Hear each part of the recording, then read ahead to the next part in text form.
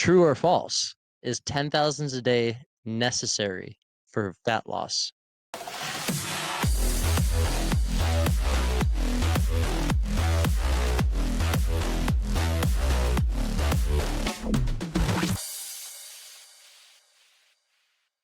Welcome to Memoirs of a Fitness Trainer podcast. I'm your host, Ryan Tullis, and today we have some fun content and a little bit of a shift in our style of things.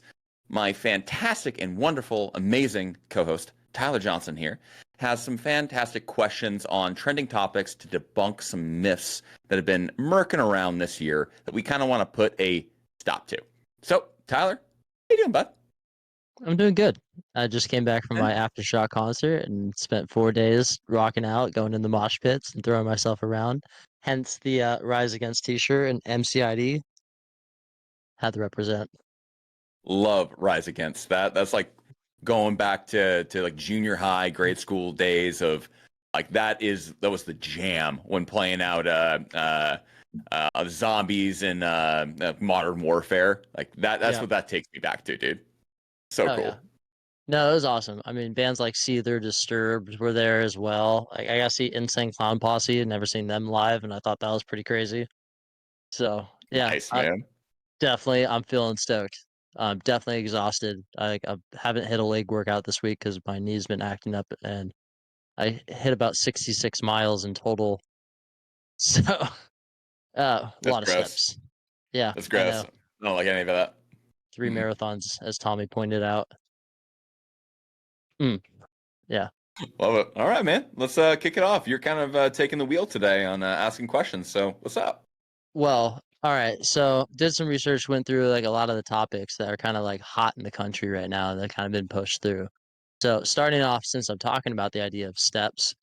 So here's the first proposed question. I'm going to let you kind of answer it through with your opinion and knowledge. I'll give you a little bit of the research that I found and what was kind of stated and just like the regular media realm and what is the actual truth behind it. So, true or false? Is 10,000s a day necessary for fat loss? Absolutely not. That's an arbitrary number used to dictate movement through NEAT, non-exercise activity thermogenesis, that about 20 to 30% of your total caloric output comes from NEAT.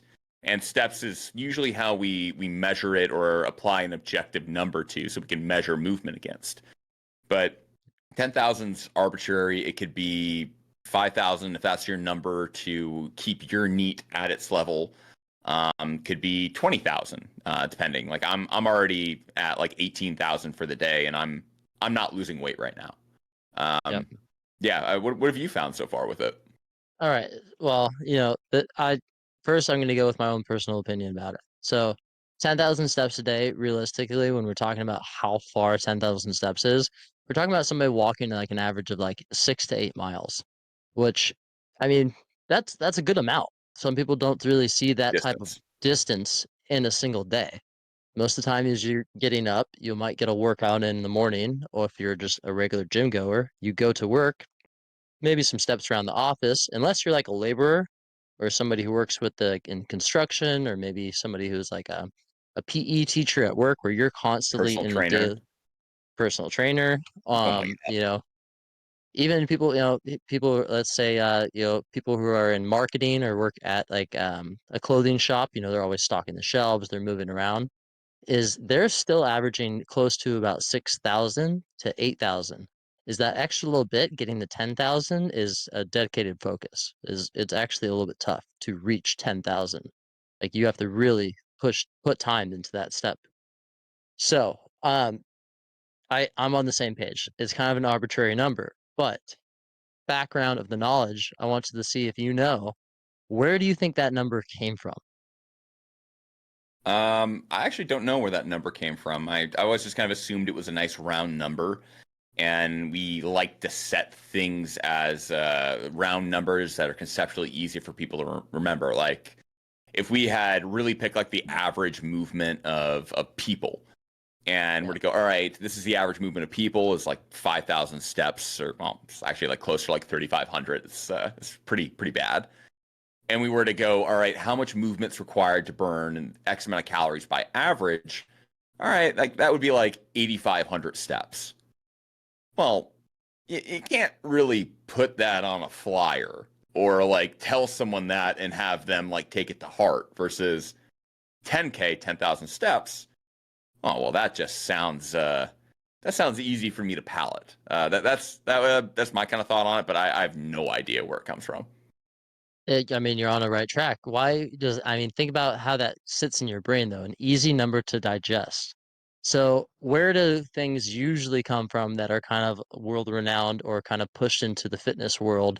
Where do they really come from? They come from usually a marketing or a sales technique, right? Of So, if I were course, to say like milk, what is milk? When somebody says like milk is high in, protein, sorry, okay, calcium, protein, yeah, calcium, calcium, depending on how you want calcium, to look at it. or even like the push that was in the 90s about vitamin D, right? Is people were lacking vitamin D in like the 70s and the 80s. And so they started saying milk is rich in vitamin D and calcium. This is good for your bones, right? So everybody got in their brain, like if I drink milk, I'm going to have good bones. And then we found out research, okay, well, you have to also have strength training because the tensile strength of the muscles increases strength of the bones. Anyways, getting far off topic, it came from a marketing strategy out of Japan in the 1960s.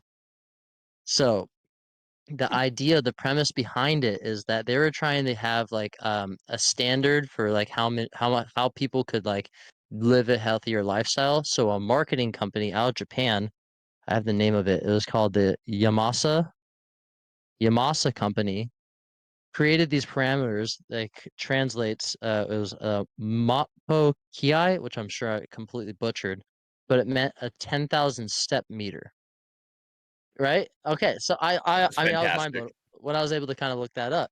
So the whole marketing product behind it was to ensure people that if they were getting 10,000 steps in a day, they found, a little bit of research that reduces risk of stroke, heart disease, and a lot of like regular conditions. All it was just generally saying is people who are at this marker were less likely to be at risk for health or lacking disease. Having some type of marketing campaign around the idea of like, hey, you should move around more often than not, they couldn't sell that. So they came up with the number 10,000 because it's easily digestible and it's above the average. That's cool. And I think a lot of things in fitness generally always come back, like you said, down to marketing and what we can get people to do. And it's the whole gallon a day in water, which is based in absolutely fuck all nothing. But you tell someone you need to drink a gallon a day of water, it sounds easy to digest, easy for people to take, and we like round numbers with things. So that's not surprising to me that the 10,000 steps a day goes straight back down just to marketing. But I don't really like the prescription of the 10K step goal because again, like I have clients track steps as how we control for prolonged weight losses. We control for NEAT, non-exercise essential thermogenesis, and we have to track Mm, steps to keep that in check. But right. when you start looking at stuff like that, if you give someone a 10,000 steps a day and they're doing 3,500, oh my God, that person is going to be dying. And it's just Yeah. not a realistic application for the vast majority of people. And for some people, like again, like for people like me and you who get these insanely high step goals, that would be, I would lose about half of my movement for the day if I really shot for that. So it's not a very good, well rounded recommendation, but I don't think it's really intended to be, though. I think it's meant to be more of a direction for people to head and we give them something easy to digest so that when they go that way, it's like, all right, you missed by a mile because we're imperfect creatures and people are very bad with specificity. I think Right. it ends up being helpful as a tool, even though it's Yeah. again a bad recommendation for everybody. So what would you say is a good recommendation? Let's say like if you had to put out just a standardized step count number, what would you put? Oh, no one's gonna like this answer, but I would strap a step counter onto somebody and say, "Hey, wear this for a month, and I don't even really want you to look at it. Just do it, wear it for a month, and then we take all the numbers, we'd get rid of the super high days, and we get rid of the super low days, and then we'd go from there average them all out together and go, great, let's add 1,000 to that and go that route. But to kind of play devil's advocate to my own argument, people don't want to do that. Yeah. That's not something that works well with our brain, and how we judge adherence is, hey, I'm going to give you an answer in 30 days. All right. Yeah. You already lost 99% of people outside of like psychopaths like me that love the data and love trends and love dictating habits with long-term trends to equal results. But that's just not how the normal human brain operates. So that would be my recommendation, which is that there is no specific recommendation I can make. How about I you? would just I would just half it. Like 10,000 being like it's kind of, if you hit 5,000 in a day, at least you know you've gotten like a standard level of movement, which is Great. Yeah. within medium average. Like if you really get way below that, if you know like you only got 1,000 steps in a day, it's like, man, you didn't do a lot of motion. I would make sure that you at least get like some little 30-minute walk or something outside, something that just tells your body like, hey, let's get a little movement here. Because if you walk like only like 3/4 of a mile in a single day, that's a lot of time either laying supine or sitting down. So 5,000 if I had to, which you can change. Like the Fitbits or Whoops or like the Fitbit I'm wearing, presets for 10,000 steps in a day. That's how they all come Really? like that. Yep, they're all pre-calculated, preset in there.